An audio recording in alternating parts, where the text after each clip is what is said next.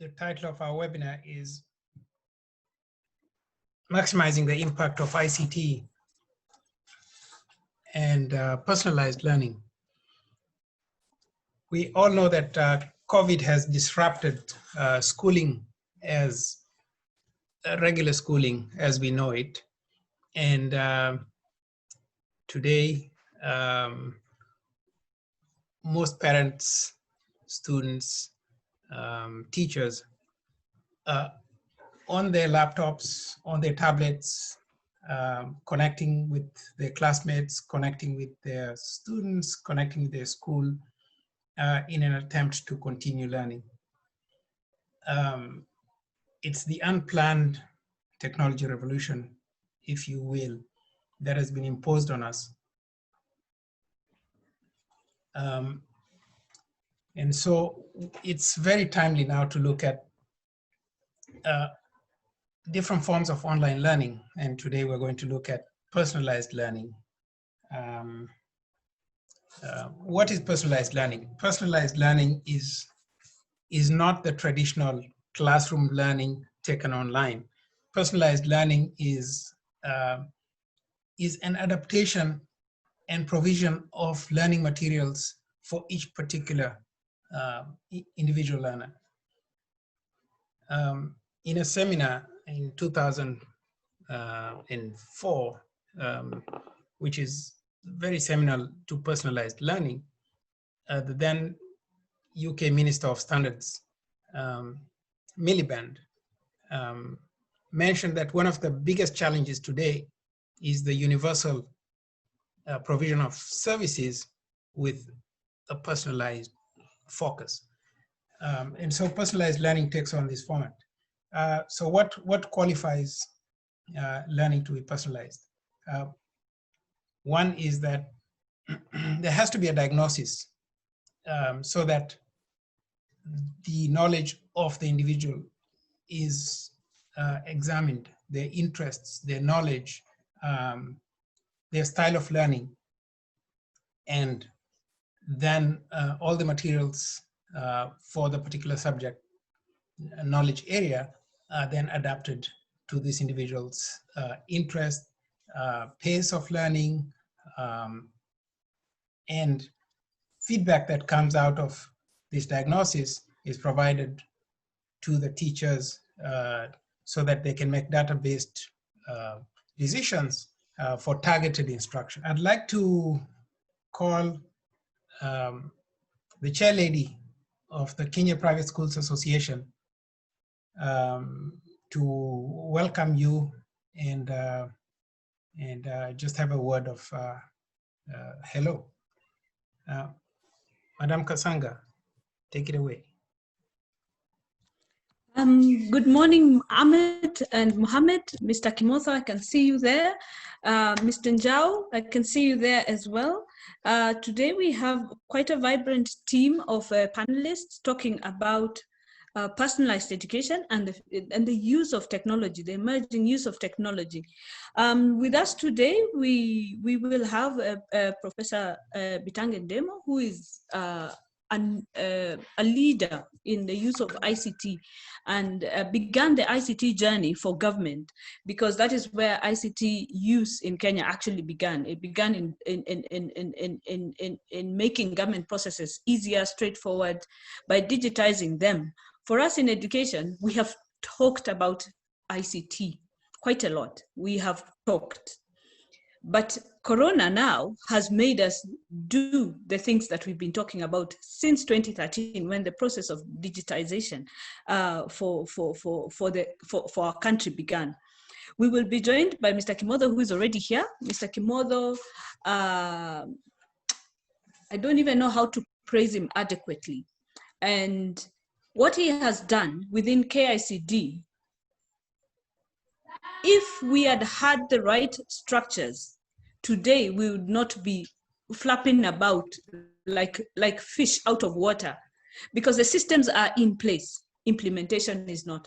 And all those systems have been put in place and championed consistently for the last 5 years, especially by Mr. John Kimotho. who works at the KICD, the curriculum for the Institute for Curriculum Development, which has been on the forefront right from 2013 in developing, supporting the private sector to onboard, supporting the public sector to modernize from the radio lessons all the way to the EduCloud, which now is, all this is content available free of charge. Mr. Kimotho, we can't wait to hear from you. For me, I never get tired, because this is a song I have been singing now consistently from March 15th, that this is the only way we could keep our learners engaged, by going digital, by to the students, by personalizing that learning remotely. Mr. Kimotho, we look forward to talking to you. We've got Madam Jacinta Akatsa from Semester. Semester, of course, is the body that coordinates mathematics and STEM in Africa, not in Kenya, in Africa. We also have Mr. George Kirunja from Semester as well. And as always, there's been a slight disconnect. Myself coming from the private sector. Karibu, Mr. Professor Ndemo, it is good to see you. We acknowledge your presence, and I just introduced you in your absence, but I've praised you a lot as a leader in the ICT field. We also have Mr. George Njao from Kongoni Primary School, a public school, a massive public school, and a very old school in South Sea. We cannot wait to hear your experiences from a public sector perspective and link them up with perhaps what Mr. Kimotho and his team at KICD and what the Semester team, Madam Jacinta and Mr. Kirunja, are doing at Semester, to see whether really we can embed some of these things once we reopen and we repeat in January. Once we are through with all this, we will have a Q&A, a question and answer, and we look forward to a very engaging discussion. Now, the Kenya Private Schools has been having this discussion for quite a while with Mwalimu Plus about figuring out how to personalize education. Surprisingly, we met at Semester. The first meeting between KPSA and Mwalimu Plus was at Semester, because we are constantly, right now with the Big Four agenda, we really have to up how we are training students in STEM. We are not yet quite there. We are better at producing students leaning towards the arts than we are at producing students leading up to the sciences. If we are truly to become a country that is jumping to the next level, we need to produce more scientists, we need to produce more STEM students. And at the level we are at, ICT gives us a very unique opportunity to reach to students who sometimes fall through the cracks of our curriculum. As well as all that, we are in the process of turning around our curriculum and changing our curriculum towards a more competency-based curriculum. These are the questions today that I hope can come up, especially as people join in, that we can begin to ask ourselves, how can this CBC be done during, and how can the use of ICT, not just as a learning subject like we have in secondary school, more like the enabler, like the total enabler for education across the board. Education during this time of COVID has been completely turned about, and in many countries, it has actually stopped. At its height, we had 1.6 billion students not accessing education in April. That was the height. Since then, we have seen countries slowly reopening their education systems. We are discussing reopening our systems. And as we speak right now, we have a mixed report to give on the use of ICT during this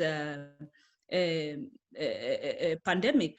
For us in Kenya, I think the private sector, and only a small sector of it, has actually totally adopted the online platforms to deliver teaching and learning.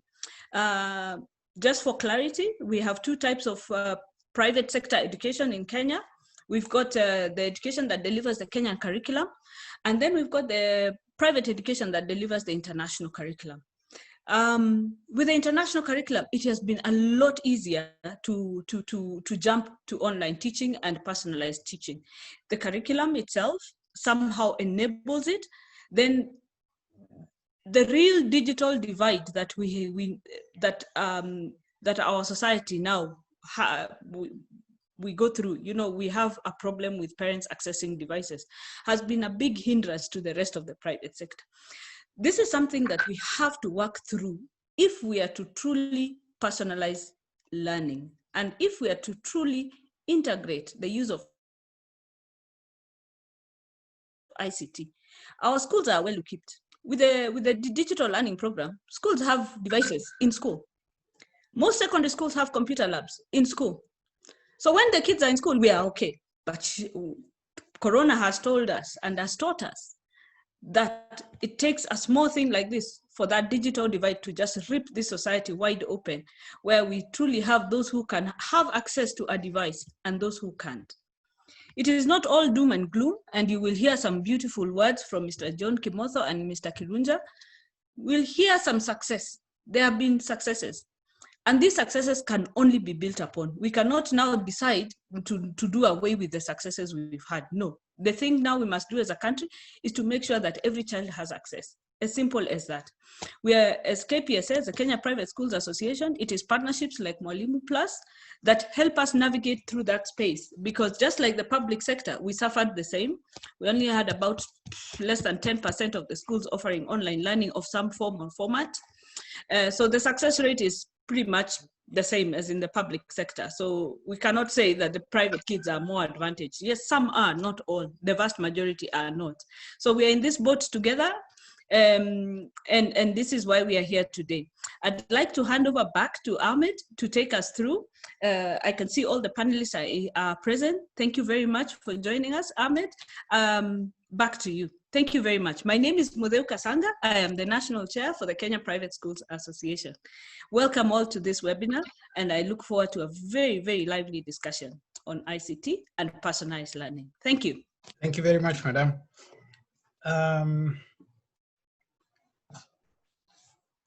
Welcome once more for those who just joined us in the last few minutes. Members of the panel today are Professor Ndemo. Professor Ndemo is a public intellectual, an advocate for ICT, and has been involved at the policy level for ICT. Mr. John Kimotho is from KICD. He is the Director of Media at KICD. Madam Jacinta Akatsa is the Director of Semestea, the Center for Math, Science, and Technology Education in Africa. They are involved in STEM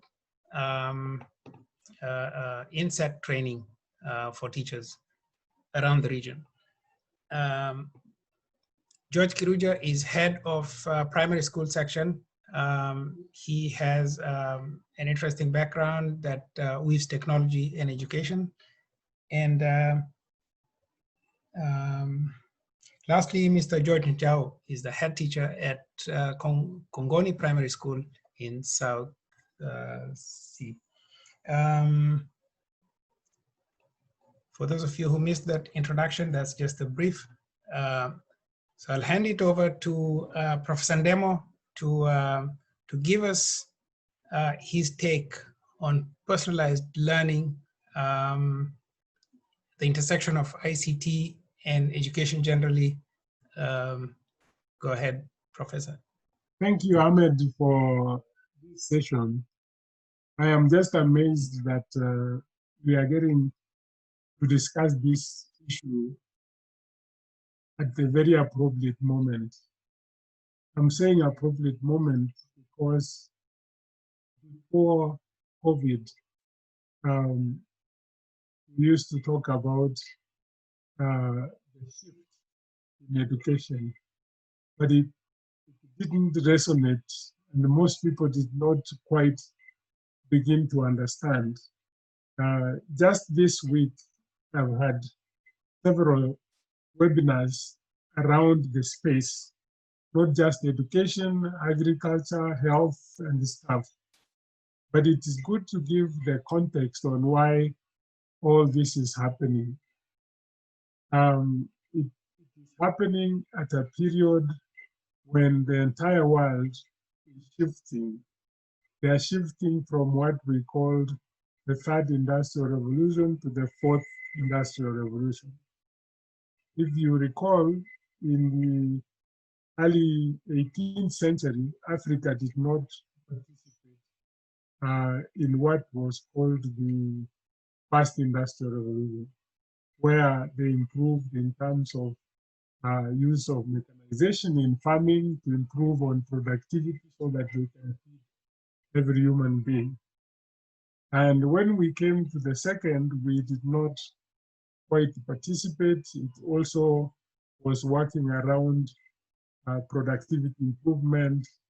And that is when education began, which was geared towards the industrial period.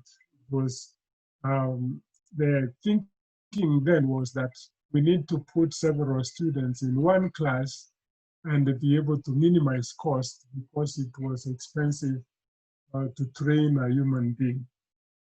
And that industrial type of education was that when a child is 6 years, they move to standard 1, and then they move on.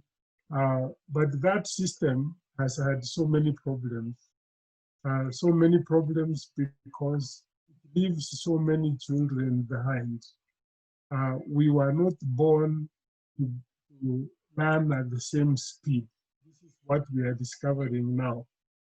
Now that when we got the third industrial revolution, we were still using industrial type of education. Now we are at the fourth industrial revolution, which started 2 years ago. And we are beginning now to seriously look at education. That is how the concept of personalized learning began.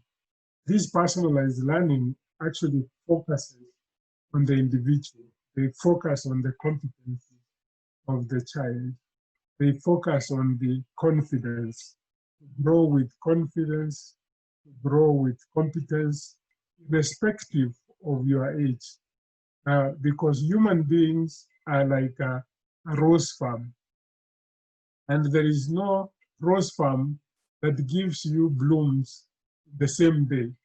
Because some come early, some somewhere in the middle, some towards the end. And I'm actually happy that I'm talking to teachers who know this very well, that if you take data in your classroom, you would find there is a group, a very small group, which can even teach what you're teaching because they are very fast. You can read, catch up, and do it. And then there is a slightly majority who, after you teach, they begin to understand. And of course, there are some who don't quite understand, but given time, they would be able to understand. This is how the concept of personalized learning has come to be. And so several governments are looking at the curriculum because curriculum is one other component that is very critical, which respects the student. Which respects the students, meaning that even if they give you a wrong answer, you could something change. Something says, even if the child gives you a wrong answer, you still have the patience to understand what else you can do. Then we have to look at the demands of the organizations or the governments. If you look now, for example, now in our countries, in Africa, developing countries, only a few countries have actually responded what the industry wants. We produce so many graduates, they don't get jobs, and we don't understand why.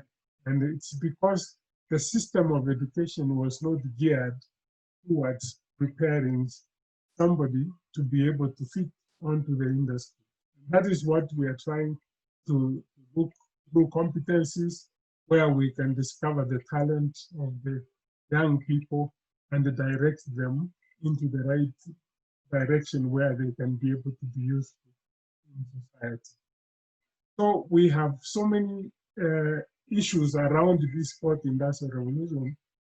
We spoke about it before COVID. We were preaching about the data analytics around the children so that they are able to understand.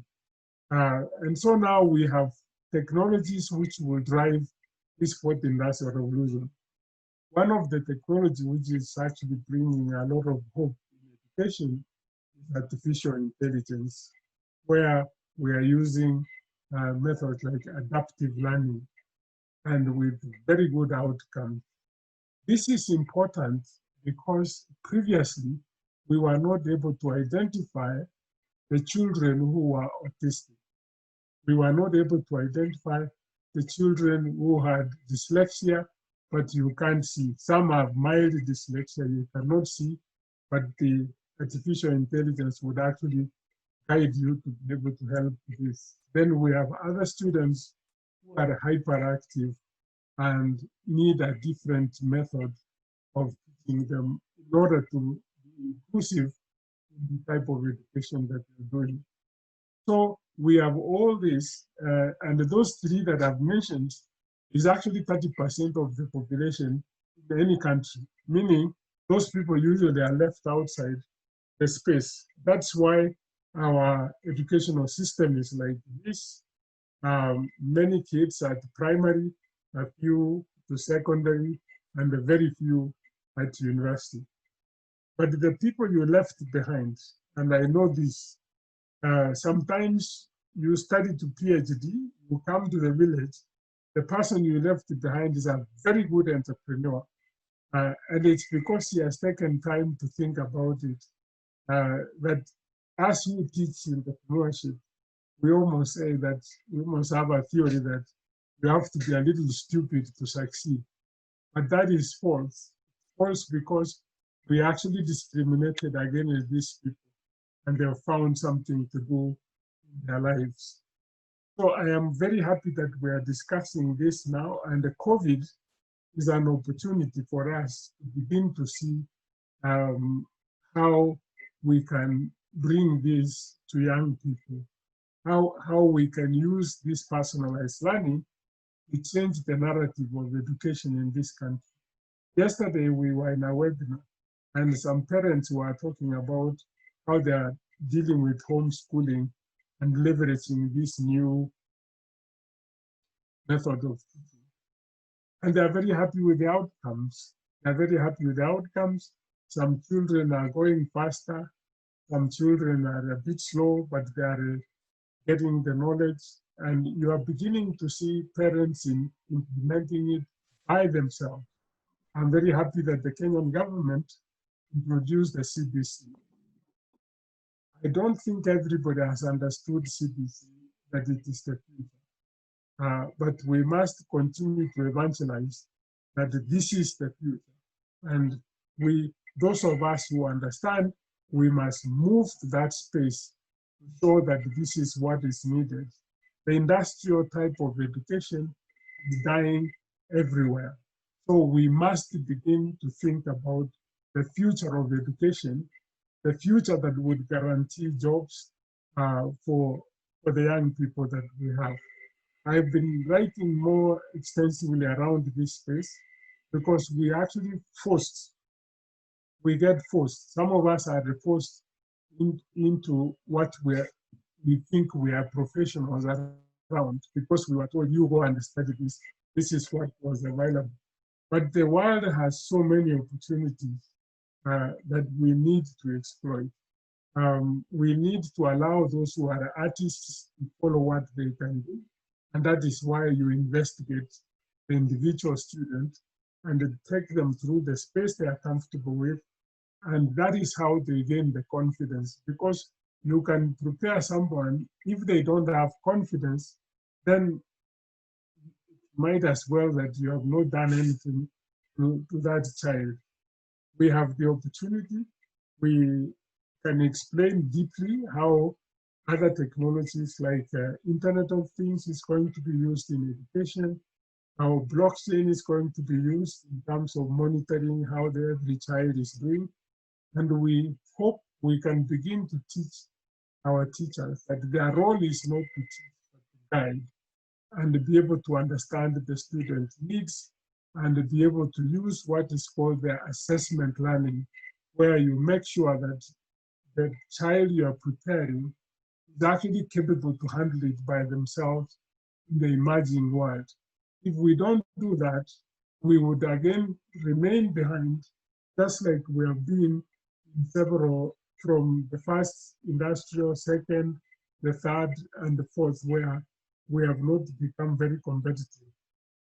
So we need to, those of us who are here, who have understood this, we are very happy that Ahmed has been able to do so much work around this space and is sharing from countries that have moved forward, like Canada, to share with us a lot of material. And this material, if we begin to use it effectively, we can be able to change and be able to benefit from the current system of education which the government has adopted. Several African countries keep on asking, how do we get to do that? But Kenya has taken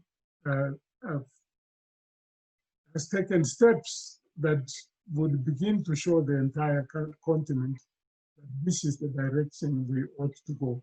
We need not to fight. There are some areas we need to improve so that education can be accessible throughout the country. One is broadband to every school. I think almost 97%, I think John would tell us, almost 97% of the schools now have energy and broadband. We need to lower the cost of broadband so that the kids can be able to study on their own, because the confidence you build in them is that they will be able to search for the information. It's also important to know that some of the programs the government has rolled out are geared towards helping us in education. One of the programs is the digital learning program. And this is with respect to that everybody must understand digital. Actually, in the next 5 years, if you don't understand digital, you may not even travel, because we are going to move into digital money. We are already into digital currency. The president was talking about use of digital currencies so that we minimize the diseases. That we are moving into that space, that there is no way you can survive if you don't have those digital skills. So I think I would stop here so that we would enable more questions. But the point I want you to take is that we are in transition. The entire world is in transition. And COVID has given us the opportunity to tell everybody that we are in transition, and let's take advantage of that transition to propel Africa to another level, and not to be talking about Africa being a continent that is behind other continents. Thank you. Thank you, Professor Ndemo. That's a very interesting take on personalized learning. I'll call on John Kimoto, but just before I call on John, I'd like to share the program for today, which I flashed briefly on the screen. And once again, here it is. So this is the piece that John is going to talk about, curriculum and assessment. John, go ahead. Thank you, Ahmed, and I want to give my regards and greetings to all the panelists. Professor, thank you, have always been my teacher. I remember the first time you were PS and you came to KACD and announced, and we took a walk with you, and that started our relationship online and otherwise. To all the people, in order for me to open doors about talking about curriculum and personalized learning, I just want to give ourselves some retro history on technologies that are used in learning, because I deal with educational media, and basically it is technology and learning at basic education, which is far different from when you deal with it at the university level. And you have always heard about countries that use radio, and Kenya is one of them, countries that use television, and even the drift to digital learning. And the difference here is that when you look at radio and TV, then interactivity is a bit retro. And therefore, when you talk about personalized learning at that level, it doesn't get what you really would like to look at personalized learning. And that's why in 2017, 2018, Kenya started thinking about more so of digital content and learning. And we started to deal with what we are calling now Kenya Education Crowd, and how do we develop it? And how do we even have content on it? At this point, allow me to just discuss slightly about what is good digital content. Good digital content looks at the syllabus. Today we call them curriculum designs in competency-based curriculum, and is able to look at a certain subject in a certain level, look at the topics, and be able to decide pedagogically, how do we make this content? What are we going to put in text? What are we going to put in video? What shall we put in graphics? And how will each concept relate with the other, so that pedagogically then is able to give the right education? When you think about it and you think about today's technology, it means this is the place to start thinking about data points that would later allow you to do other things. At this point, as I described that, let me talk about those contents, the parameters of digital content that have the text, the video, the animation, and all these are geared towards making learning interesting. So that at the end of it, the learner is not just seeing massive content, but is also having a learning experience that can help. At the same time, it gives the learner the opportunity to continuously be able to interact with what is not clear and be able to run experiments maybe 2-3 times so that they become clear. It gives an opportunity for a learner to go into research and be able to look at various components at various points, which you'd call again non-linear learning according to the need of the learner. And this is the content we are faced with at this time, saying this is the right thing to have. And if it gives that kind of learning, then as a country like Kenya tries to work on what Professor was calling about the education industry, interaction and marriage, we look at the competence-based curriculum. And what did country like Kenya identify as core competencies? There are 7, but I want to just capitalize on a few, like collaboration and communication, self-efficacy, and even digital literacy. And you find that for digital literacy, so that we don't have people who are irrelevant, we were able to structure it so that we have a digital literacy matrix that was able to map elements of digital literacy in every subject area, so that we are not looking for a certain digital expert in nutrition, but we are looking for people who in all areas of work can be able to utilize digital for that. And you'll find it in 3 main areas: interacting with technology, creating with technology, and digital citizenship. So that way then, in all learning areas, you're able to have this. If this is the case, going forward then, we look at the infrastructure that is helping in implementing this technology. And Professor was able to touch on the digital literacy program, but besides it, there's a lot of promotion of ICT when you look at the Education Act, the ICT Act, and even the development of teacher capacity in various ways. But I just want to highlight here that about 99% of the public schools in Kenya have devices. They're not sufficient. Maybe we need to add more, and I'll be talking about the recommendations we are coming with from the technical part or technical committees. And then about 97% of the schools have grid power, and the others are powered by solar. Broadband, half of the secondary schools have a form of internet connectivity, and now SchoolNet is looking at connecting the primary schools.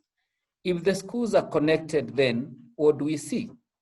We see a lot of skills development, a lot of e-learning, and this coming as post-COVID is very important because you're looking at social distancing. You're looking at situations whereby basic education learners are not in school all the time. And therefore, blended learning comes in place where policies need to come so that the curriculum can be able to come in a way that you can be able to consider technology learning and face-to-face and see how they match. And the curriculum should be able to come in a way that it is going to allow that the delivery of curriculum will be allowing blended learning.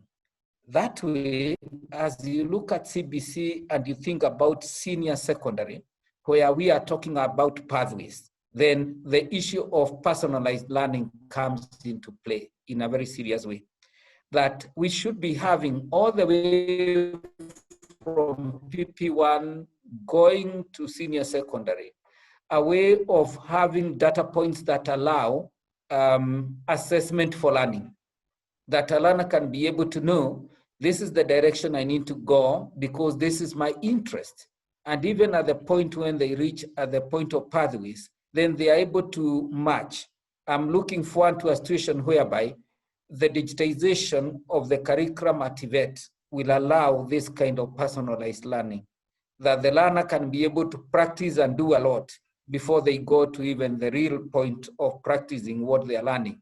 And in pathways in CBC, we are saying a learner who is doing STEM and is doing engineering should be able to do wiring of a certain building, should be able to do something that is productive and can be able to filter out in the field of work, come back to school and continue learning. I think personalized learning will be able to improve a lot in this. In KICD, we have started noticing companies that are able to develop digital content with a level of artificial intelligence that is allowing assessment for learning. And this is the way to go going forward. As I conclude, I really want to look forward to at that time that blended learning and use of ICT will be looking at learning using the very basic devices that are available with people, so that learners will stop saying, I have not been provided by this, but we will be considering it as bring your own devices into a learning situation. The same way today, I was on my way to another meeting and I stopped, went into somebody's office and I said, can I take my webinar from here? And I'm able to do it with my laptop and my phone, and I am able to tether. So we are looking forward to a situation whereby this comes down to basic devices. In Kenya, at the technical level, we are looking at having a fit for purpose device, not a complicated device, but a device that can be able to deliver education, fit for purpose, and therefore not expensive, that we can do local assembly now that the infrastructure for local assembly is good. We can do local assembly of it, and we can be able to, again, have competencies in TVET to be able to look at these devices in case of anything. And therefore, this device can be able to be sectionalized so that the blue one can be able to be for lower primary, the green one for upper primary, the yellow one for junior secondary, and then the black one for senior secondary going forward. So this way, then, we can have devices that do not really demand a lot of memory, that don't demand all this, because you don't need to club all the content of all these levels. And the use of what we are calling the, and thank you, Professor, for all these things about the hubs that we are having, the innovation hubs that fall per constituency. All these are areas that will be giving free internet. And other than even the data bundles becoming cheap and available, it means these devices can be continuously able to upgrade the content, and massive content will be available for free so that learners can continue with it. But let's continue thinking on how we are going to introduce a lot of assessment for learning so that personalized learning can be good. Thank you. Thank you, John. That was very dense, packed with a lot of information that I'm sure people will come back and review at some point to unpack. I'd like to move forward and call Jacinta Katza, who is the director of Semestea, to talk about professional teacher development. Good morning, Ahmed. Good morning. It's my privilege to be on this particular webinar, and I'm really excited about it. Sorry, my internet is a bit unstable, so I'm not able to give you the video.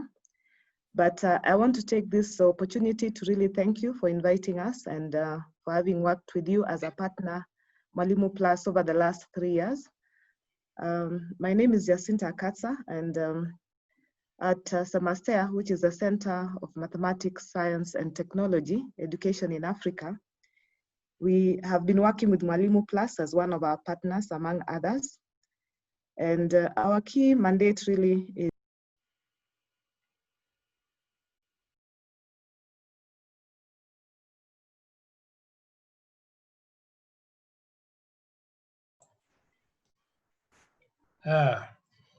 what webinar would be complete without technical issues? Can you get me now? Yes. Okay, so I was saying that we are doing teacher capacity development and STEM education, and our core mandate is really to make sure that the teachers who are leaving the teacher training colleges, as they interact with the schools and with their children, they need to realize that you know, the world is evolving and the education systems are changing constantly. And I think our key interest is to make sure that as we you know, integrate what we are doing on our daily basis with the changes in the world, that these teachers are actually able to achieve 21st century learning outcomes, and to ensure that whatever it is they are teaching in maths and science education remains relevant. It's very easy all the time for teachers to go back to their yellow notes, as we put it, and keep teaching the same thing, either through rote learning, without really sometimes keeping abreast of evolving trends and technological advancements. So this is where we come in as Semestea with the maths and science. We upgrade their pedagogical skills. We expose them to ICT and other technologies that are upcoming, and we train them to see how they can actually integrate learning and teaching in what it is they are doing on a daily basis. And I think personalized learning, as we're looking at it, and what we've done with Mwalimu Plus, which Mr. Kiruja will go into detail, is just one of the examples that we can use as some of the current ways that we are getting teachers to adjust to 21st century skills. So we are also training teachers in ICT skills and education. Right now, as we are speaking, we've actually adapted our training module to an online training module. And the key thing that we are trying to do here is to capture as many teachers as possible and now help them to leverage the ICT skills that they have, or the ones that they are acquiring, now to go into the classroom using like the Google platform. So basically, as we speak, we are training about 1,000 trainers. And the most exciting thing is that initially when we were doing our ICT trainings and trying to get them on, I think people were not very excited. But you know, COVID just changed things around. And all of a sudden, teachers realized they've got time, that there's a need for them to, you know, keep in touch with their classes. And what some of these teachers are doing is actually outstanding. This morning, for example, I've got one teacher, Mr. Mudoka from Makueni County, who has already, you know, picked up that project that we've given them, that each one of them must be able to open a Google Classroom and actually put students into these classrooms, whether they're using their phones, smartphones, or whatever innovative way that they are going around this. And they are actually doing this. The uptake is great. We've got another teacher in Bungoma, for example, Mr. Simiu, who's got about 100 teachers, kids that he's now interacting with. And it goes beyond that, because what we are also asking them to do is that not to get so fixated about, let's say, the aspects of laptops and the like Mr. Kimotha has said, Dr. Kimotha has said. There are so many other apps that we can use. There's a teacher, for example, who has actually just done a video recording of his lesson. And he's sending these math lessons to his students via the parents' telephone, devices. So it's very exciting to realize that for some reason or the other, I think COVID has just opened people's minds. Everybody is out there in terms of trying to find a way of using applications that can reach out to students given the limitations of their circumstances. And I think that's why it's very exciting now to probably listen to what it is we've actually been doing with Mwalimu Plus and the impact that it's actually having in terms of exciting young kids to actually learn on their own, go further, to see how they can actually be able to, they themselves create targets for themselves and then see if they can keep abreast with the teacher or do even additional work, and the impact that this is actually having in terms of learning outcomes. So I think very basically that's what I would want to say, so that I can leave Mr. Kiruja to be able to expound a little bit more on what it is we've been doing with Mwalimu Plus. Thanks, Jacinta. That was very informative on what Semestia is doing right now to adapt to the situation with COVID. Students and schools all over the world are scrambling to adapt to what COVID has thrown our way. And so that's very, very admirable for reaction towards the current situation. In 2019, Mwalimu Plus carried out a study. We actually trained almost,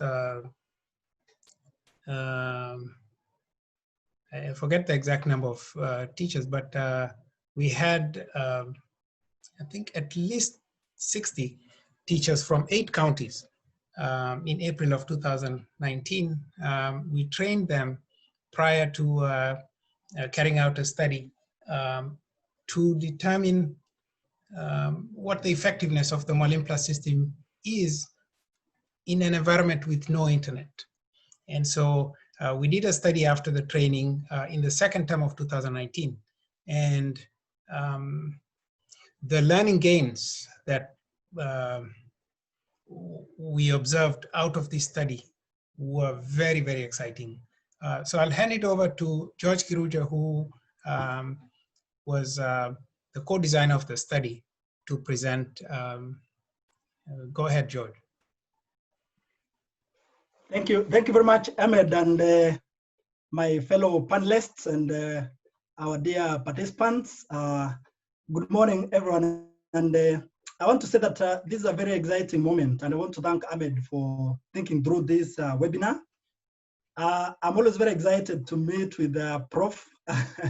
Prof, every time you speak, I remember you giving us some sharing when you were the PS for ICT at Kenya School of Government when I was doing my SDLP course. And you're giving us an example of how technology is coming in to save situations. And I remember you telling us how you'd walk home and, your son asks you a question, and because you may not remember exactly how to address it, you just go into a bedroom with your mobile phone and you come out jumping up and you're able to share just a quick example of how exciting your talks and speeches are. Mr. Kimodo, very supportive indeed. We've been working very closely with you, and we really look forward to keep working together so that we can fill in the gaps that are there, and of course support the learning. Madam Kasanga, thank you very much, and our director, Madam Jacinta, thank you very much for this opportunity. Now, just like Ahmed has mentioned, we actually are working together with the Mwalimu Plus, and we've been able to do quite some work around, supporting learning and specifically in mathematics, which I believe can actually be replicated in other subjects.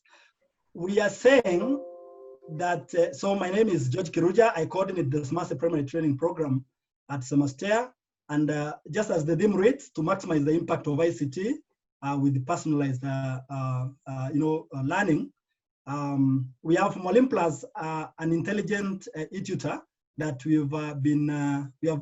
have actually been working with and used, as I'm going to share with you. And also, I know Jao will also come in to share the experiences that you've had. And we are saying as at semester that we are in a new normal. And this new normal, I saw a question coming up. Should we continue with virtual learning now that we will repeat the year? And we are saying at semester, yes, learning needs to continue as we stay home and as we stay safe. And I saw the answer Professor gave. These are times, these are new times, but they happen all over. And I think we need to pick a number of lessons so that we can see how to go around it. So what is this we are calling Molim Plus? We are saying Molim Plus is an intelligent tutoring system. And in the process or in the course of our webinar, the term adaptive came up quite much. And this is where Molim Plus comes in. Molim Plus allows adaptive learning environment, and also Molim Plus allows individualized feedback messages. And why Molim Plus? We want to use Molim Plus because it will help the learning process and also assist learners, teachers, to go around some of the challenges they experience, especially in terms of content mastery and also time. We are in a country where even the student-teacher ratio is not the recommended one as per the recommendation of UNESCO. And when Molim Plus comes in, it frees up teachers' time so that they can spend that time preparing and looking for other resources. So that's where Molim Plus comes in. And we are saying that at the moment, Molim Plus is currently tutoring mathematics. And the reason why we are talking about mathematics is that because we know it's an essential discipline, in today's world. Actually, all the technology that we are talking about, that is changing rapidly, the basis of that technology is actually mathematics and logic. So we need to start at that level. We need to start with mathematics and logic. And if we are able to achieve that, and of course, language needs to come in here. And that's why we need to start thinking seriously about language. And I'm happy because we are in this webinar with education practitioners and stakeholders so that we join hands and be able to develop this. Mathematics, we know, is a well-defined domain with very well-defined tasks. And we know there's a procedure to find a solution. And there's only one solution per question. And this is what makes it very simple for us to come up with, a computer-based tutor like Molim Plus. Now, it is an intelligent tutoring system which integrates teaching and technology. And in our webinar, we've been talking about technology, and now this is where Molim Plus comes in. And therefore, the application is designed to improve the teaching learning process, and as a significant amount of learning materials and supports for students or learners, to be able to solve, maths questions with no help. We have talked about personalized learning, and this is where Molim Plus comes in. And this app is again designed for flexibility, and it is integrated into the Kenyan curriculum.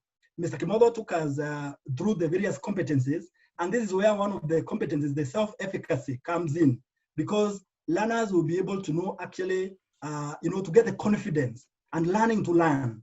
And as a result, in fact, I've been looking at research and I've found some of the factors that make our learners not perform very well in math is lack of that confidence, the perception that it is difficult.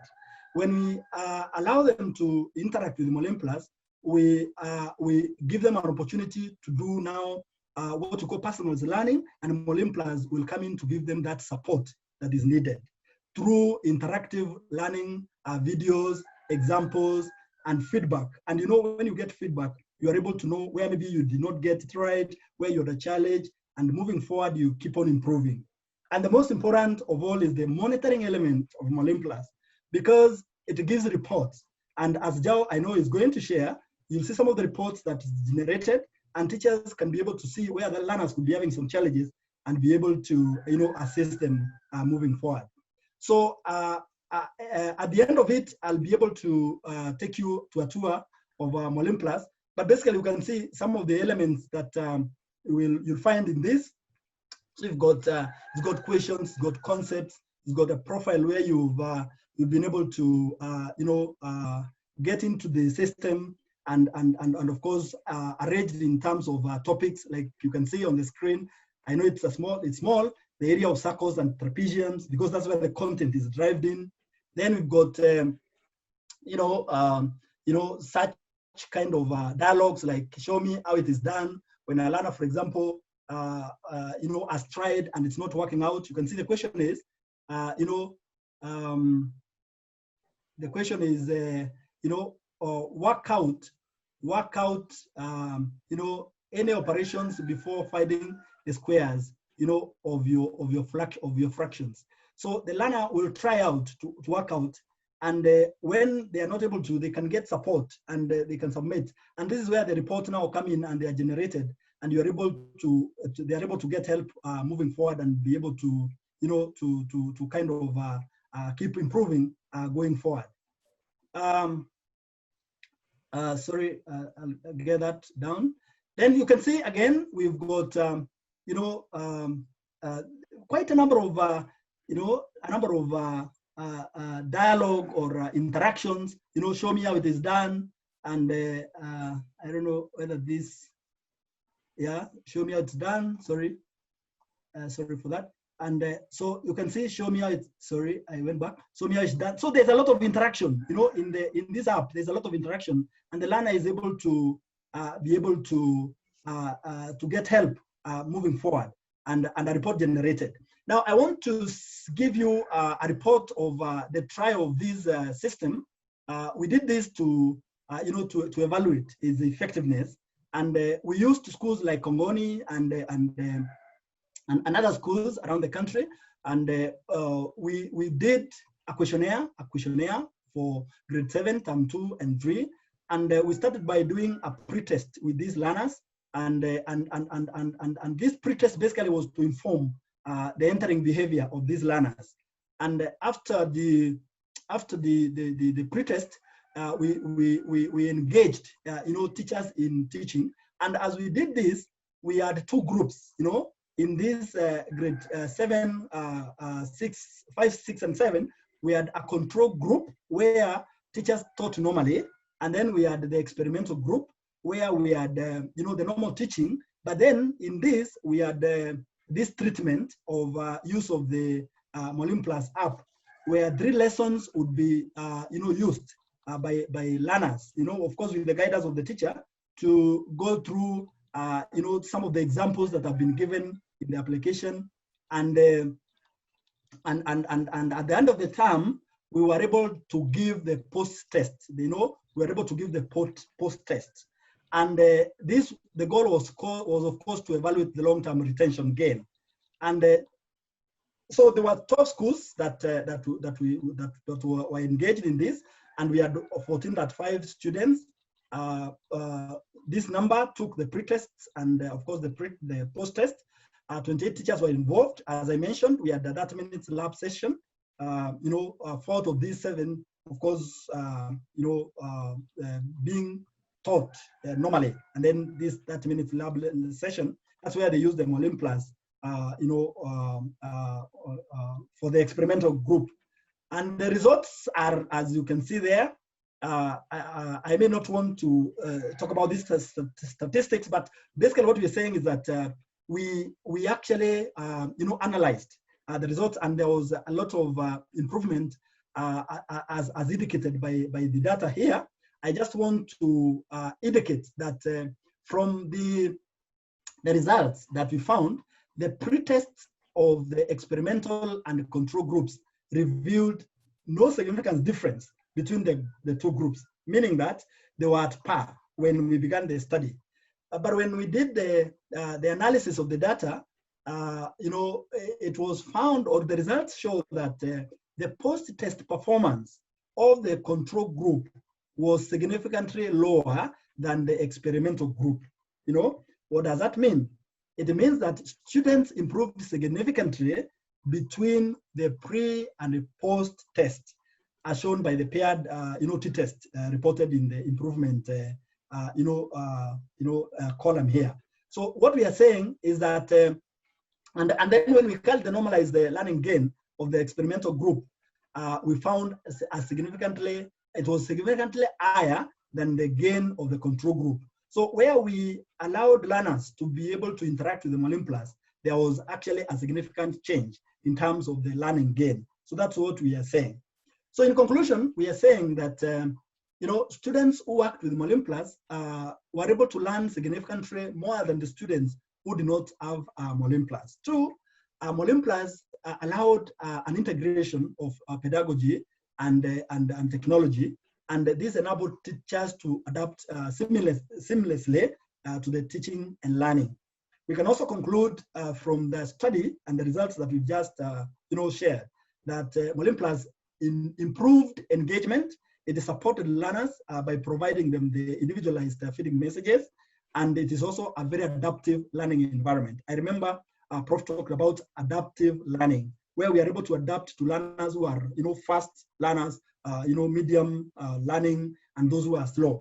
And we are saying that Molimplus actually it was very effective, regardless, because I didn't mention that the schools that we used in this study were actually distributed across. We had schools in the urban area, schools in the semi-urban area, and schools in the rural areas. And the gadgets that we normally apply, or we applied, would allow for, even where we've got very low internet, or even without internet, learners would be able to, to interact with the material and be able to even use low, power for the gadgets that we use for Molimplus. So we are saying that Molimplus is an effective, application, and it is coming hardy, and will be able to address some of the challenges that we are facing. We are facing at the moment. I want to take you through a tour of Molimplus. The app, you can download the app. You can just go into the web browser, and you'll be able to get a lot about what Molimplus is all about in terms of who Molimplus are, and the successes, the products, and so on and so forth. You can see very interesting discussions there. It's got adaptive learning, it's got interactive problem solving, and the pricing very, very fair indeed. You've got all this, the products are there, the resources. So it's quite a rich application that I would recommend. And in the interest of time, I would want to leave it at that, but I want to ask that you join us in this. We work together so that we can be able to, together, help continued learning during this new normal. Thank you very much, Ahmed, and my co-panelists and our dear participants. Thank you. Thank you, George Kiruja. Next on our panelist is George Jau. He's a head teacher of Kongoni Primary School. Kongoni has worked with Molimplus since 2017. And we have, Kongoni has been on a study we did in 2018, 2019, the training, and in fact, I'll let George come in and tell you about Kongoni's achievements, Kongoni's success in mathematics. I was saying that I feel honored and privileged to be among the educationists, and even to hear and see Professor Demo talk. It is true that I have been introduced rightly. George K. Njau, and by the grace of God, I'm the current head teacher of Kongoni Primary School in Nairobi, South Sea. Besides that, I am an author of mathematics and science materials that have been approved by KICD for Standard 8. I have taught the two subjects since 1995, actually, to be specific, 25 years. And I started teaching in Olympic, and Olympic has been a very big school. and we led several years, actually 8 years in a row. Then I moved to Plains-View, and it is true that when I embraced technology, I saw change. Is it okay? Yes, go yeah, ahead. I saw change in the performance of mathematics. May I just say currently in Kongoni what you are doing, because my record has shown that from Kongoni, from Olympic to Plains-View, we've been using the chalk and talk method, what we have been told by the semester, and now we have moved out of that. And when I embraced the technology, I have seen a lot of change. Actually, mathematics has been my main concern, because I usually take maths to be the mental ability to harness situations. The moment you are good in mathematics, then it means even the other subjects, you will still be quite okay to handle. I am a strong believer that a company is as good as a CEO. And I had to gradually change the mindset of teachers, parents, and children at Kongoni. Because you all know Kongoni is in the South Sea, and in the catchment area, the kind of children that I get are from Northeastern. I have children from Garissa, I have children from Wajir, Mandera, and most of them Somalis, quite a good number. And sometimes some of them don't view education to be a priority. They take it to be secondary rate, and quite a big number of them. And I had a very hard time trying to make sure that these children embrace education. And may I say that when now I came to know Mwalimu Plus and how I would teach using ICT tools, like the way we teach mathematics now, we change now from using the blackboard, the whiteboard, and everything. I have seen a lot of improvement. First of all, we had to come up with the goals and objectives. As a head teacher, I had to sit down with my people, with my staff, with the BOM, with the parents. We embraced the motto. We came up with the school rules. We came up with the meetings of the BOM and the parents, and I had to involve now the ICT people, and that is how I came up now with the Mwalimu Plus. And may I say, participants, that when I embrace technology, I approach the area MP first, so that is Nixon Korir, Honorable Nixon Korir, so that I would actually have more of the ICT tools. And actually they listened to me and they gave me they came up with an ICT room. Mwalimu Plus gave me some tablets, and I was also given some computers to use when I am teaching mathematics.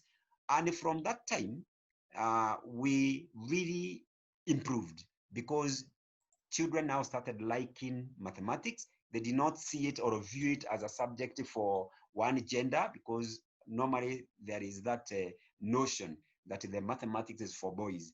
Others think it is the hardest subject ever. But when I introduced the ICT way of learning mathematics, I have found out that the Mwalimu Plus, being an intelligent e-tutoring software, it gave me a solution for pupils to enjoy and perform well in mathematics. There are various benefits that I found out. As Mr. Kiruja has rightly put it, we did, we had a class that we called the control and the one experimental. And with this pandemic, with this COVID-19, where the children are supposed to learn from home, I have seen it working and working very well. May I say I have been teaching using the Zoom to the children, and after that I have been giving them work to do on themselves because they've already been trained. There is that personalized learning, and I have seen it working because the children have been performing very well, because I'm able to get even the feedback. This kind of technology that I have seen among my children, and especially the candidates, it is placing the learner to the rightful level. You know, that if the child did not understand a particular concept, the system is putting the child in the right level by giving, first of all, some of the some questions that are named there as pre-test. Then there are those that are being selected in advance for the child to do.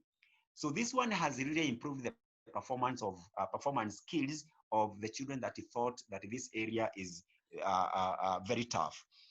I have also seen that with the usage of this technology, it is captivating the child's love for learning.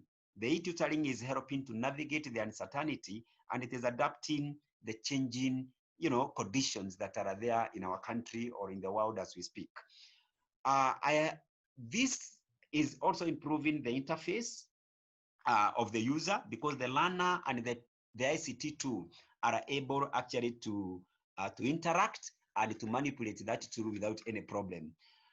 Now, may I say significantly, I have seen there is a lot of learning materials in form of questions where the children are able to be taught, and after that, they are able to do the questions that they are in. It is ensuring the change of grades actually for the individuals and actually for the entire school. May I say also that we have noted that the system the system integrates teaching and technology as a pedagogy that is the anything and now and beyond. It has a pre-test, the post-test, and the feedbacks step by step how the child is supposed to do. Actually, the child does not need any other person to assist when they are using these gadgets at home.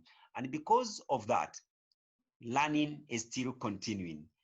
I would like also to mention that the system is maintaining a record for each learner, because you are able to monitor how the child is performing, and also to make sure that this child is put in the rightful level where the child can start the concept without being actually guided. So this purely individualized guide is the one that is capturing the learner's interest and concentration, and as the learners are manipulating the items. Now, to the teachers, the system has several reporting tools. Actually, my teachers who were able to use it, that is for standard 5, grade 5, and also standard 6, they have seen that they were able to address the misunderstanding and weaknesses of different groups of learners that they were teaching.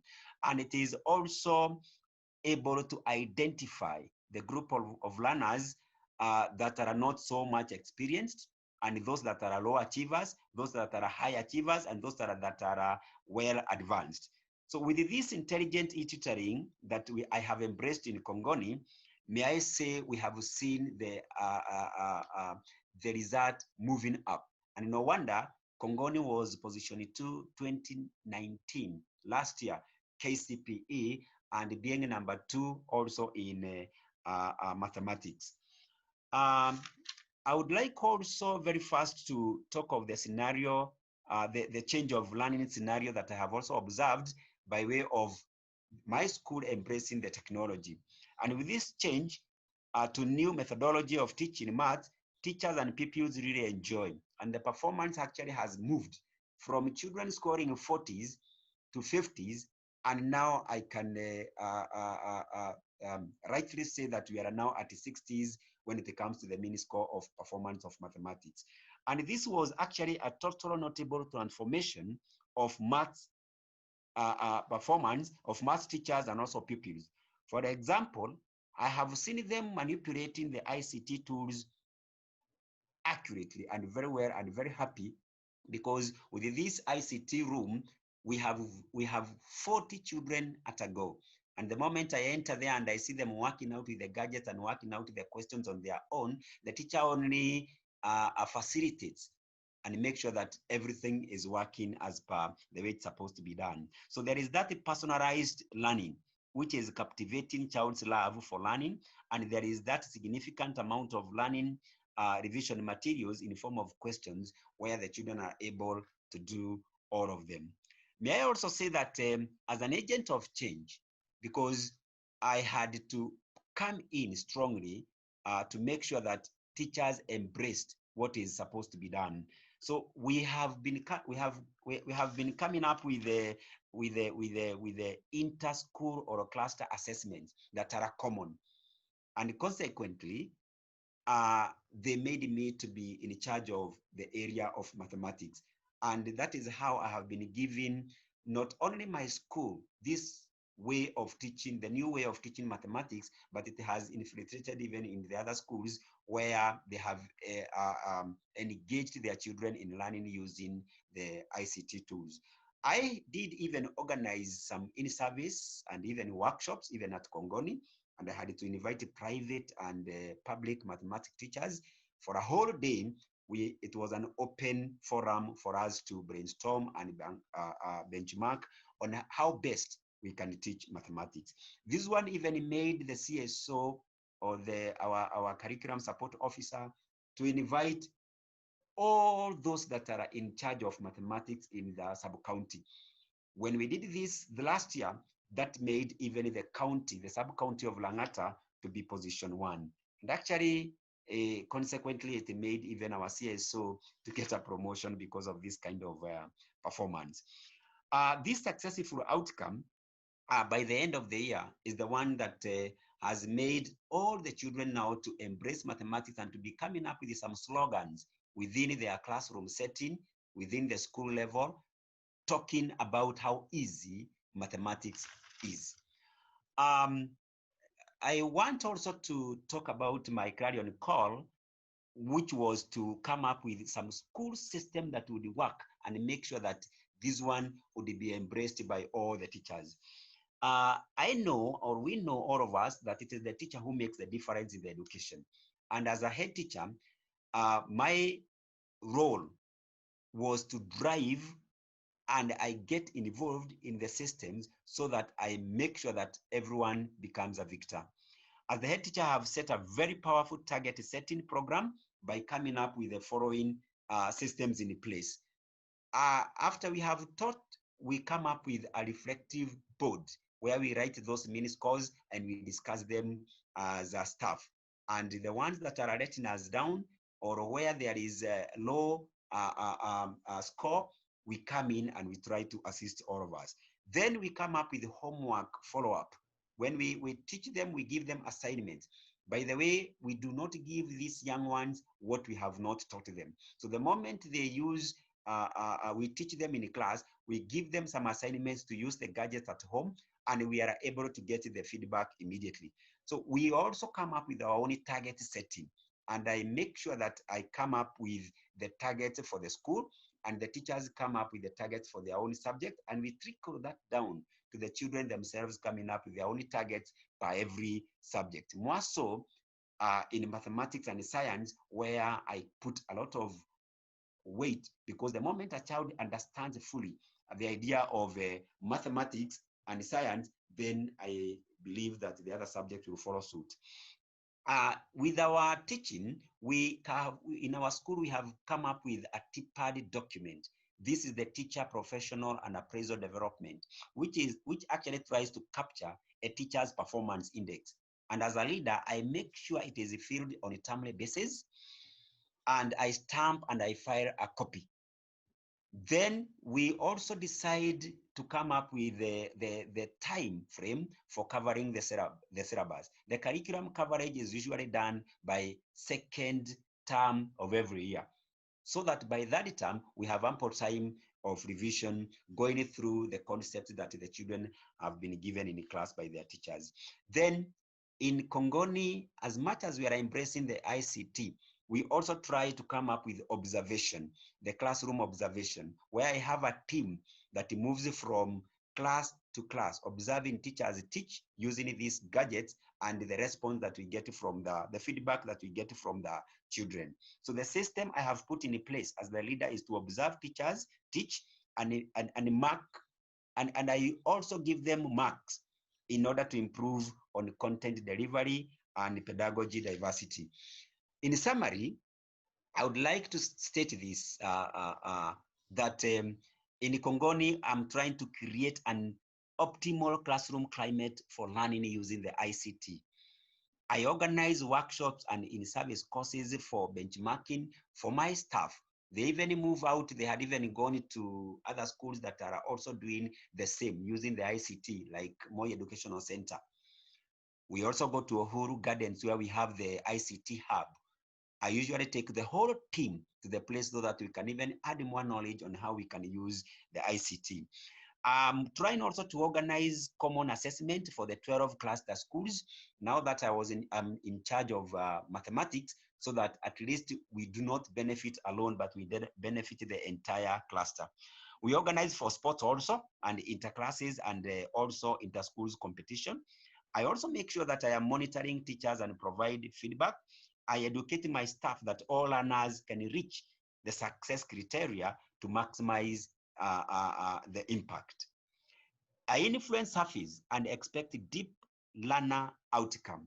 And that is why even the previous school I came from, I produced the best children at KCP level in our Langata sub-county. I have some certificate to that effect, and I am proud of it. I also try to welcome criticism and have a listening ear, and especially when it comes to ICT integration, especially where a teacher is not able to integrate a particular concept to the children. I demonstrate respect for all of them. I make sure that I am a team player also of the Congoni education team, working with the board members, teachers, support staff, parents, collaboratively, so that we achieve the desired outcome. Apart from even leading from front as the head teacher, I also perform the following. I am teacher number one. I go to class as a head teacher. You know, sometimes head teachers fail to take the examination classes because of the commitments of the office work. But because of the passion that I have for mathematics, I teach personally standard 8 mathematics and standard 8 science. And this has given me positive outcomes. I try to influence the learner's outcome by engaging on a positive, enhancing surface for deep learning. I also come up with the testing items through the ICT. Once they have done a particular ICT using the tablets, they have done the questions, I also come up with more, so that I am also involved in setting and giving challenging tasks, questions that provoke the critical thinking, as we have been told about the 21st century movement. Now, I also try to create classroom climate, a conducive learning environment that will contribute to positive outcome using the ICT. I would like also to talk about what is happening with this global pandemic of COVID-19. The school calendar obviously has been affected. But even after experiencing this unforeseen abnormal condition, learning never stopped. May I say that? I continued engaging in Zoom lessons, and since the learners are not new to ICT, thanks to Mwalimu Plus and our CDF Langata, online learning of Congoni candidates is still on. They still continue using those questions. I usually teach them through Zoom, and after that I give them questions that they are able to do using the gadgets. So Mwalimu Plus being an intelligent e-tutoring software that offered significant solution to my teachers and pupils, I actually became a facilitator, and work became very easy for me. Actually, it is designed and tailored to suit all grades in our Kenyan curriculum, as it is personalized learning that captivates a child's love for learning in form of questions, hints, and worked examples. And this is what I usually do as the head teacher and a lead educator in Congoni. Thank you, participants. Thank you, George. That was very, very engaging. Yes. Yeah, okay. Thank you very much. From my notes, I noted that George is a leading learner himself. So he's engaged in the classroom, he's engaged in the staff room, he's engaged in the office. He's also helping his staff move forward. He's helping his community. He mentioned about the parents. So creating a climate in the classroom, that is just fantastic. So, and the third observation I made from his remarks is that he is a system player. he's trying to engage with not just the success of his school, but the success of the other schools around him in the sub-county, so as to create a coherence in the system, a coherence in this cluster of schools. These are I think three points that I observed, or 3 points that I can deduct from what George is doing, and this puts him at the forefront of the role of the head teacher in engaging students, in moving his school forward, in engaging the education system as a whole. Congratulations. Your performance is well deserved, the academic performance of Kongoni. Now we'll move on to the question and answer part of our presentation. The first one was, how do we fast track training of various educators and teachers? Great insight. How do we fast track training in various educators? Oh, yeah. Yeah, I actually tried to respond to it online. Yes, it's actually true, but policy alone cannot make people. And I think that is what George has been talking about, that it is not the rules that make you to be a good teacher. There is the inner issues, like the will to do good, the will to help, or the will to study. There are so many platforms now that we can leverage in order to be equal in what we are doing. So we can't say every time that policy should be the guiding principle if ourselves cannot get ourselves to a level where we are self-motivated. Had him say, I am the head, you could actually decide to say, I'm the head, I cannot teach. But the motivation of him as a teacher, that he loves what he's doing, is able to do that. And anybody who loves what they are doing, they will look for solutions. They will look for ideas, even in places where there are no computers.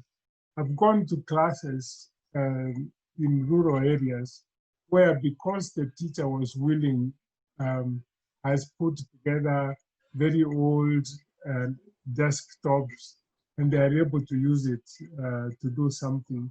And you go even in better schools, you find that they have some computers, and because something went wrong with it, the whole program stalled.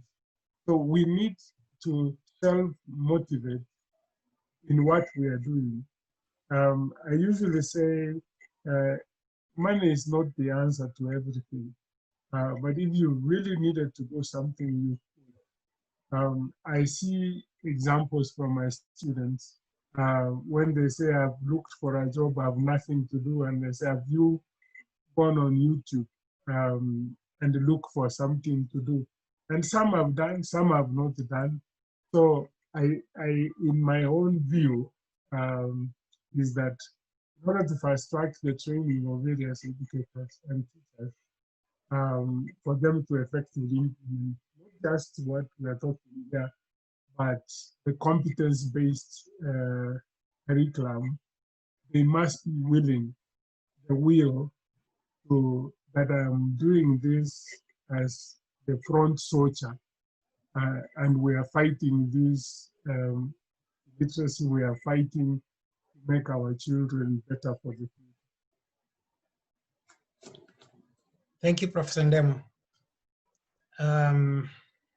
My internet is a little unstable, but let's carry on. We have another question, and I'll throw it out, and anybody on the panel can feel free to jump in and answer it. Bring your own device is the best way to go. This is a question from Tawhir Hussein Kasim. What as a country we need to ensure in the availability of appropriate and affordable devices? So he's asking, what should we do as a country in order to ensure that devices are affordable.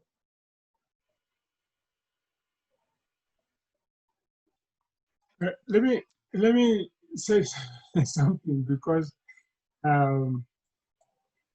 even when we ask devices, sometimes we have the devices. Very few people know what the current mobile phones can do, because we only use 10%. So the best users use almost 10% of the capacity of that mobile handset. If we take advantage of what the government has offered, in every constituency, they have what we call digital learning program. And the people begin to understand that what they have in a smartphone is actually a computer in itself. You can learn so much from it.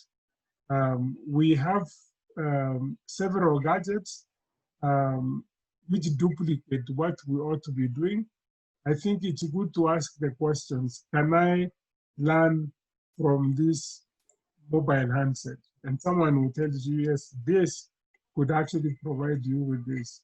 So sometimes, even as I speak to you, there are several mobile smartphones people have kept because they have bought new ones. We need to donate those ones to kids who can't afford to buy. We need to show them how to use it to study. And that's what I said, that if we are willing to make sure that everybody gets an education, we could. But we just leave it that government will do it. What is government doing? Those are the questions we have. Yes, government ought to do some things like provide electricity, broadband, and other things, but we also must make our own efforts as parents, as teachers, to make sure that our children have access to what they need.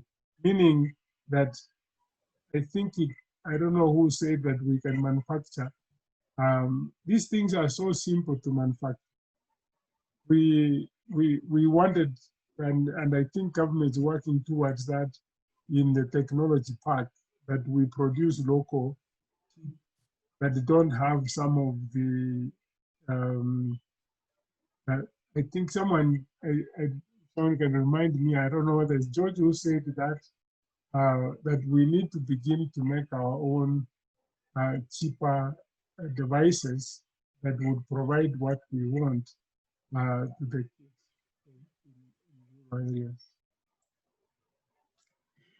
I think you should tell people that you are speaking to us very late at night in Canada, and as we are enjoying the sunshine here. And that is what it takes for someone to succeed. Yes, it's almost 3 a.m. here. Ahmed. Yes, go ahead. Thank you, Ahmed. I want to agree with what Prof has just said about the gadgets or devices. Actually, as we do what our director, Madam Jacinta, mentioned, interacting with our teachers, some of them have come out to come and confess on the power of some of the applications that they have in their mobile phones. And a very simple one is the WhatsApp. We have a teacher who is really interacting with his students while at home using WhatsApp. They've been able to go through a lot of learning. So I think what we need to do is building capacity, and that's where Semester comes in, plus organizations like you, Ahmed. We want to just make teachers realize that they have the devices that we require.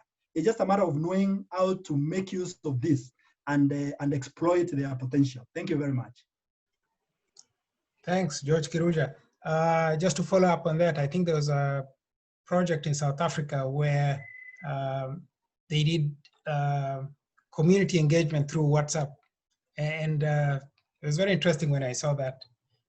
So you have voice and you have video on WhatsApp that you can share, and it's possible to do a lot more. I think we've not reached the potential of the technologies that we hold. Our phones are full computers compared to, what old systems had, the capacity that old systems had. If there's any member in the audience who'd like to ask a question, this is your time. If you raise your hand. There was a question. Yes, go ahead. There was a question on the content in the Malim Plus, and at the moment it's cutting from grade 1 to grade 8, but there is work going on for PP1 and PP2. And also there was a question on can we access the content from the web browser? Yes. Also there's an app, but for purposes of those who may want to make a follow-up, I think Ahmed, you can share contacts of Mahmoud, who will link with the participants and be able to, follow it up. Thank you. Thank you, Kiruja. There are 4 open questions. Let me see. Okay, so you just answered that live. I'll take that off. We've answered bring your own devices. Let me see. There's one more question. Some areas in the curriculum cannot be answered by various digital platforms. Construction in mathematics. What's the best way to address this setback digitally? I am not sure. Can I answer that one? Yes, go ahead. Yes. The question on how the STEM subjects can be taught effectively online, already we are beginning to do away with that hurdle. What everybody needs to understand is that we were not trained by anybody on how to teach online.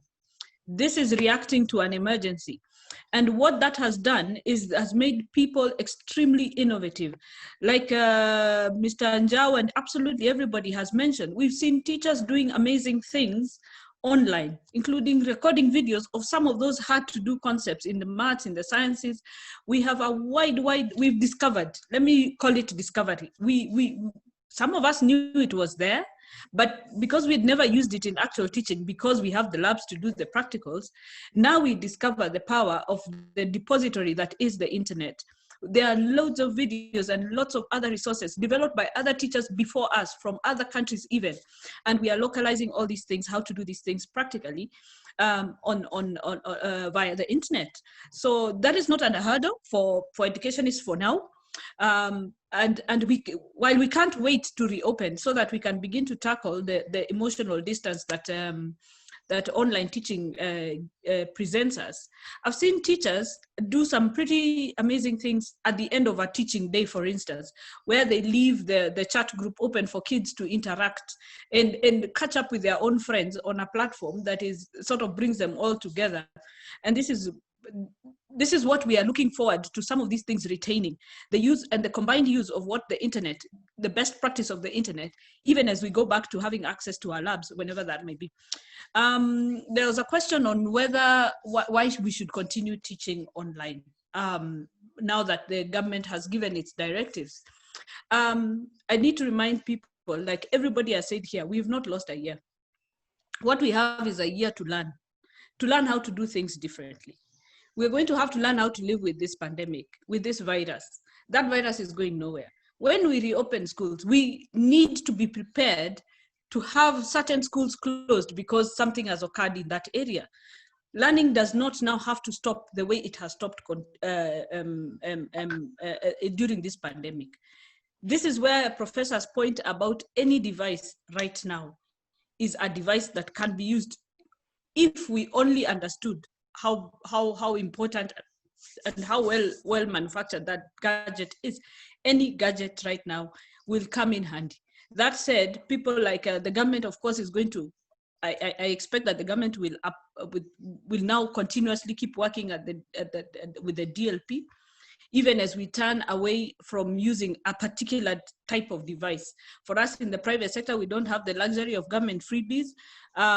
So for us, bring your own device is one way to do it. For ease of access, looking for very affordable devices to cater for the most socioeconomically disadvantaged. Yes, we do have those people in private schools, surprisingly. People think private schools are for the wealthy. They are not. There are schools that cater for very poor kids. We have around nearly every year, the private schools give nearly 54,000 scholarships. These are kids whose fees are paid for in its entirety by people in the private sector. So there's a huge number of vulnerable kids in this country that we have to cater for. And as a country now, we have to come together to make sure that our kids learn throughout without disruptions. I think I haven't seen any other question to answer. Thank you, Ahmed. Absolutely, thank you, very well put, especially with regards to the support for vulnerable youth who need that helping hand. There's a question from Ben Roberts in the audience, and he says, question to the panelists. So anybody can take this. With this in mind about the need for education to prepare the youth for 21st century jobs, Demo is expressing that the educational process is more about learning the process of learning. So self-efficacy, if you will, comes into play. Learning about the learning process for employment rather than the actual knowledge imparted. What is the point and impact of the rationale for the recent decision to fully cancel the Form 4 KCSE academic year and hold them back a year to starting higher learning, vocational training, and employment at age 19 or 20? Anybody who wants to take that? Professor, if you want to, you can jump in. A very lengthy question. I don't know how to break it down and answer it properly. I don't think the government has cancelled out the year. What we can say we missed was the first semester, and we are getting to, well,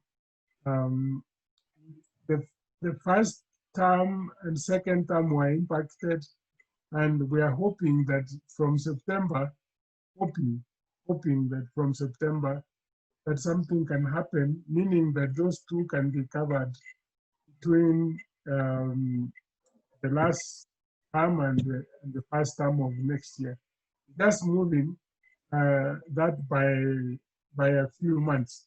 And if you recall, before the new system came of getting results in December, most young people used to spend a whole year at home. We actually used to take teaching positions in around the secondary schools, waiting to go to university. It's not a waste. We have gone through this before.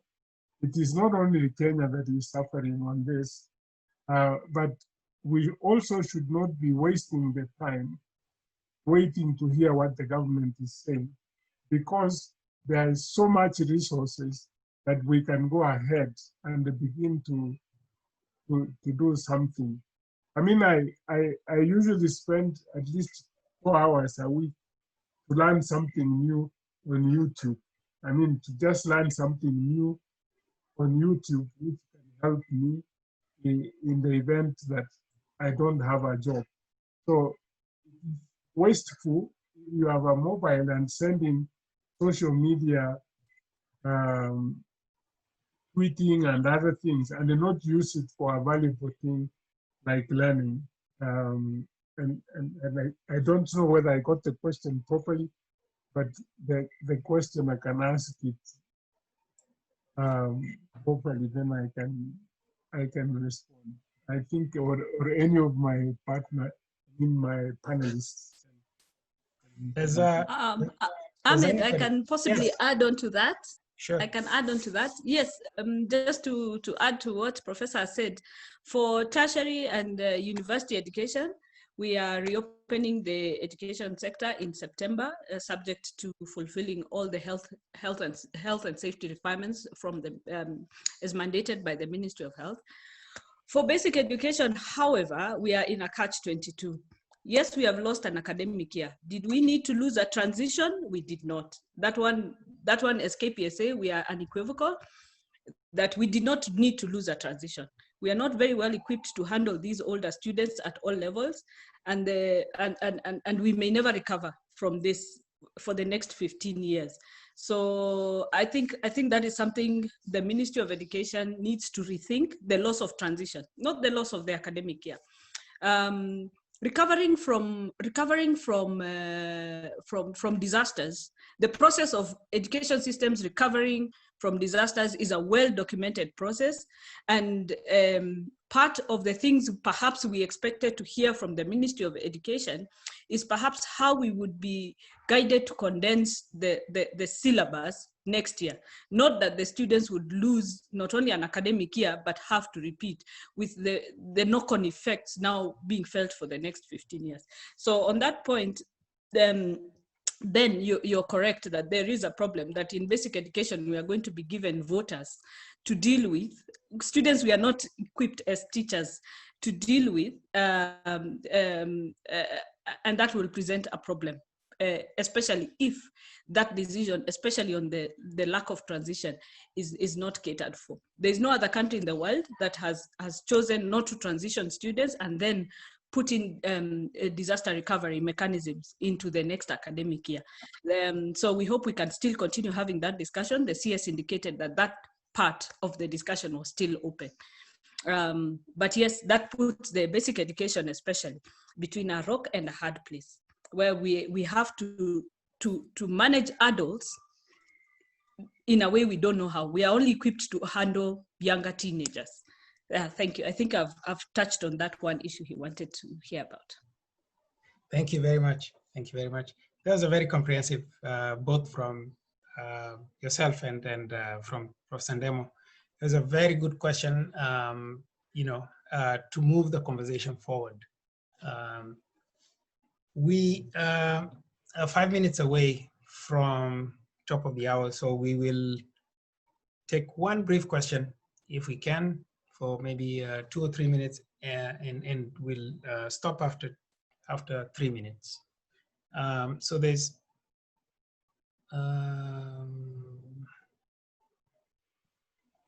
if there's anybody in the audience who wants to ask a question, this is your chance. I see there's somebody with their hand up. I will allow them to talk. Your mic is unmuted. Jeff Awiti, go ahead. All right, thank you very much. There is a question that was raised, but it was effectively, we feel that it is not effectively handled, because now we are handling the issue of parents and the expectation we as an institution, because we've been having our online platform, and how do we convince our parents to continue making the payment? And the second question is that, can we take opportunity of this period? We continue with whatever we need to cover, then transit the children, because I'm seeing a situation whereby if you have a school A that is not going to transit my child to move to the next class, this parent will transfer this child to school B. So we are in a dilemma, how we are going to handle this. So if the panelists can address or help us see how we can handle this. Thank you. Thank you, Jeff. Yes, I can do that. Yes. Jeff, that's an interesting question that somehow aligns to what Ben had asked about transitions. And there's another question as well on the Q&A about use of online classes to transition students. And that is exactly what I've just said right now, that losing an academic year in basic education is, we have lost a year, but we did not need to lose a transition as a country. And I think that discussion needs to be pushed and had at policy level, and that needs to be turned around. it makes a mockery of our profession as teachers. It makes us look like we are not able to truly teach, and make sure that kids recover from the losses that they have had, especially those who have not had access to any content at all during this closure. As trained teachers, these are things we can do. We keep doing. After all, kids keep dropping out of school for 3 months, 1 term, they come back. We help them get back on board again. In secondary school, we help students, especially girls who drop out of pregnancy. That's a whole year. They come back. We help them recover. So for us, recovery of loss of learning is not an issue as professionals. The will from the various employers should be there, meaning the TSC and the private sector as well. And we shouldn't punish the children for a pandemic that they have no control over. We can do this. So for me, as a quick answer to you, from a policy perspective, I think the government has made a mistake on forcing every child to repeat. I don't mind the loss of learning. We could have condensed the curriculum. That is the work of KICD. We could have done a lot of, quite a lot of work on the side and adjusted the work day to make sure that we cover this content. So I hope that answers your question. That is a policy level question you're asking. But at the moment, there are no children who are going to transition. All children are repeating through no fault of their own. Thank you very much. We've run out of time, and I would like to thank everybody on the panel. I'd like to especially thank the attendees. Of course, there is more to this. This discussion will probably spill over into it's a conversation that's ongoing, and we cannot handle it all here. So we will we'll have to bring the webinar has been recorded. We will put a link on the CAPSA page on Facebook. It will be available for you to go back and view. We'll have it on the Molim Plus website. Thank you very much, everybody, and I hope you have a good day.